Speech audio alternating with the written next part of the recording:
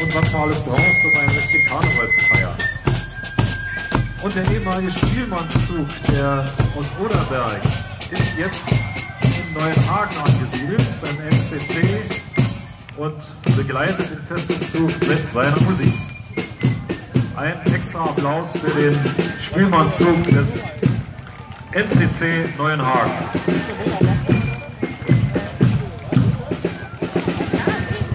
So, und wo eine zünftige Kapelle ist, da kommt noch ein zünftiger Marschblock. Das ist die Schützengilde aus Bad Freienwalde. Eigentlich sind sie im Kern schon sehr alt, was ihre Geschichte betrifft. 1990 haben sie sich neu gegründet. Wir sehen an ihren Uniformen, dass sie in einer starken Tradition stehen.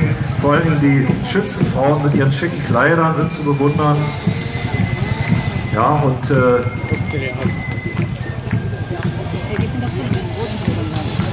Schützen sind immer